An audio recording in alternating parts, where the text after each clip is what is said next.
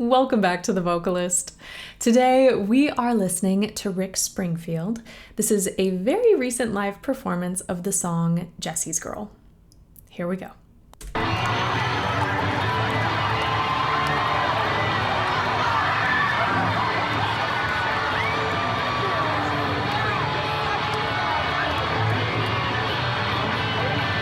Jessie, you're a friend. I know he's been a good friend of mine. Later something changed, it ain't hard to define. What you do with all that? It's loaded with that body. I just be holding with his arm. See you with me, you know I wish that I had Jessie's girl. I wish that I had Jessie's girl. Where can I find a woman like that? Okay. The reason I chose this particular performance, obviously, this isn't an official video. This isn't a studio recording.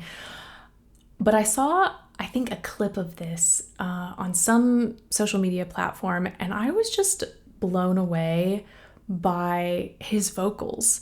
So we're going to talk about it.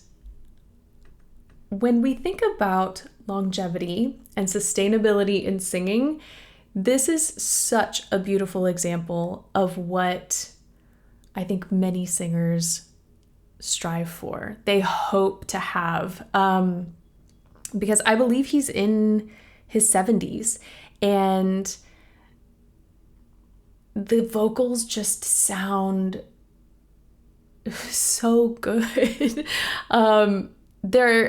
Of course, there is a little bit of wear and tear on the voice as we age, but I feel like he's just done a really incredible job of maintaining his vocal health and his stamina.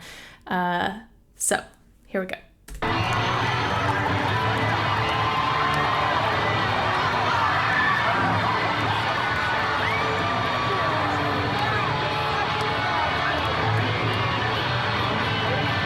Jessie, you're a friend.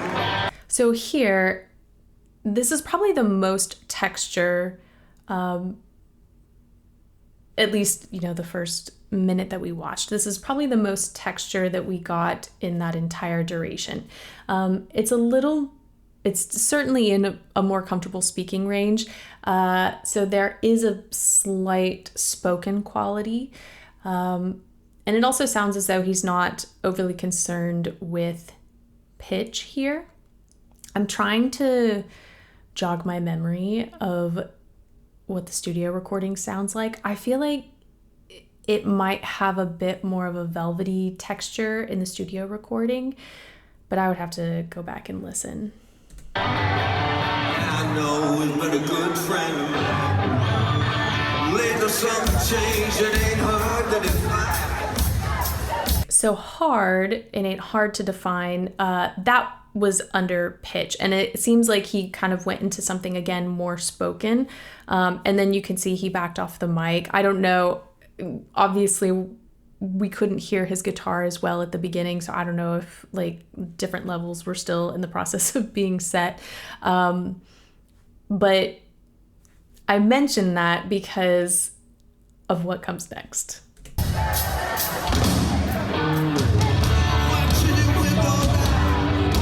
So whenever you hear someone either start speaking in a live performance or you hear a pitch that sounds like it's a bit under, I think a lot of us get a little nervous because we don't know what to expect. We don't know what's going to come next.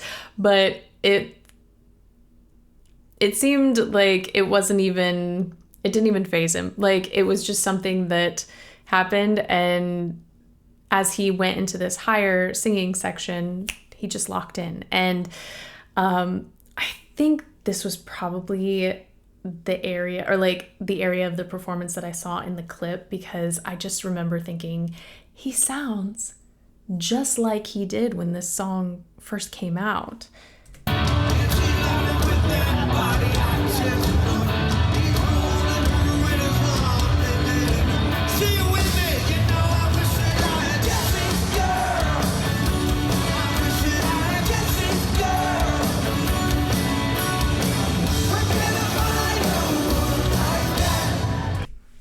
So Jessie's Girl, Where Can I Find? It's such a beautiful mix. It's so well balanced. It's very chest dominant, so we get that powerful, present tone. And I think that was the other thing that surprised me a little bit, because when you think about your mixed voice and the dexterity involved in singing in your mix, I think for a lot of people, as we age, we sometimes default to either something that's more chest dominant and feels a little belty. And so sometimes you'll hear singers be a little under the pitch, or they switch completely into something that's far more head dominant. And depending on the style of music, the genre that they're singing, it can feel really authentic, or it can seem less powerful than we expect. And something that I know there are lots of iterations of rock music. This is kind of like a pop rock song, I would say. And so we expect to hear that really strong presence in tone, and he's got that in this mix, and I just think it's beautiful.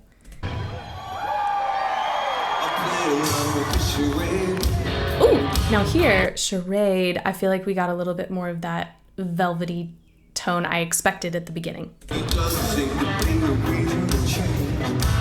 You know I feel so dirty when they start talking cute. I wanna tell her that I love her, but the point is probably moved. But she's watching me with all that. She's loving with that body, I just know it. Holding her in his arm and laying. The Jesse's girl, I wish that I had Jesse's girl. You know what the other thing I love about this live performance is because sometimes when we see singers who have such a big name who are performing years later, I think audiences, we might be a little jaded. I think audiences are a little apprehensive because maybe we've been to a concert and we're like, are they lip syncing? Is this tuned? Like you're never sure sometimes. And so watching him step away from the microphone and hear that like amplification as he gets closer, all of that is just really comforting, I think, to watch, and makes this performance feel that much more real and authentic.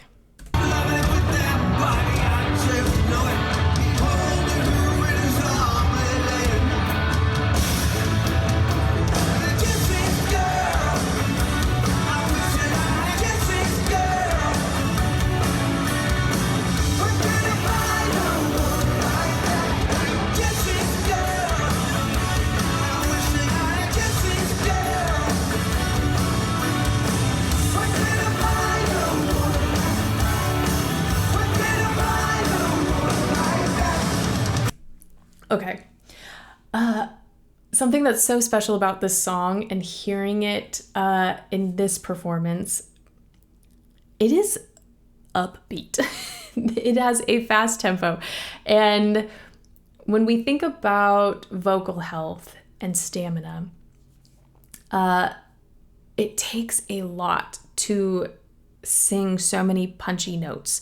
There is a different kind of stamina necessary for long legato lines, but again, hearing how well maintained his voice is in this song, I think is just really special. We're also seeing his posturing as he prepares to sing these higher notes, and I'll have to go back and watch some other live performances because I know the song, but I never really watched him sing it. He's got like his cheekbones lifted, but he's not hyperextending his jaw. It's just really nice and neutral. He's creating lots of space, but I feel like the space is being created more so internally than him needing to really open wide in order to produce these sounds. And it's super smart. But again, when you think about longevity and, golly, he's been singing for so many decades, and to maintain this core sound so well, I think we have to attribute it to just some really good habits in his singing.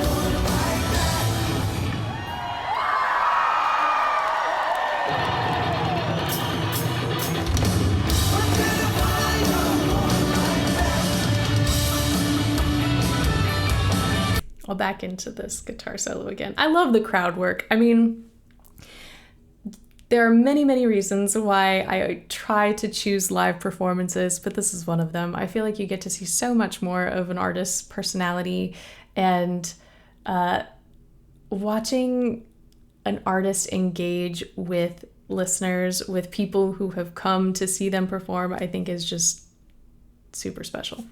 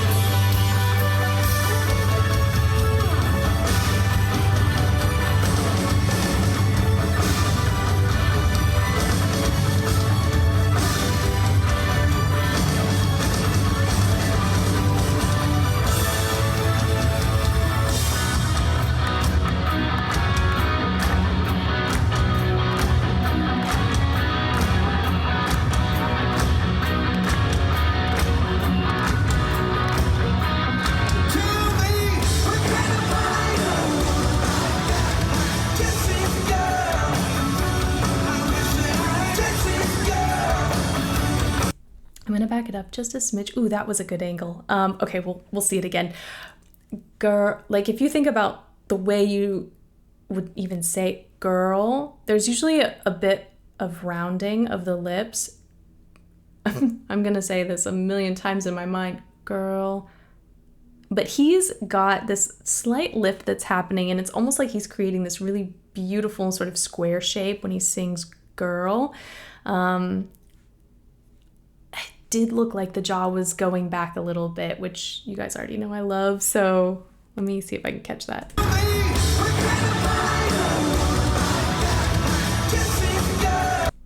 Yeah, he's got the jaw pulled back just a smidge, and you can see those front teeth, and the upper lip is just lifting just a little bit.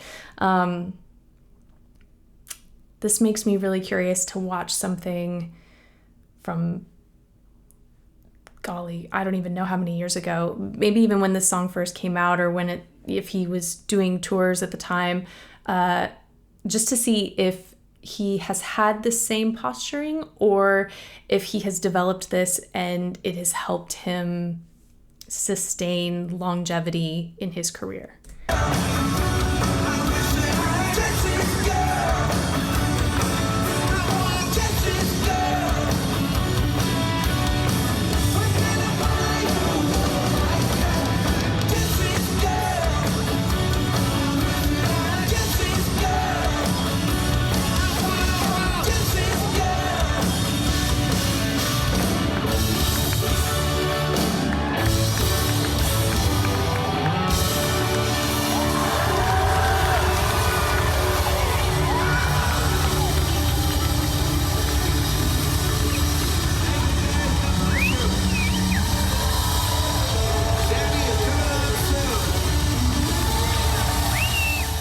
see a performance like that and I don't feel the need to go back and listen to the studio recording because this was just so well done.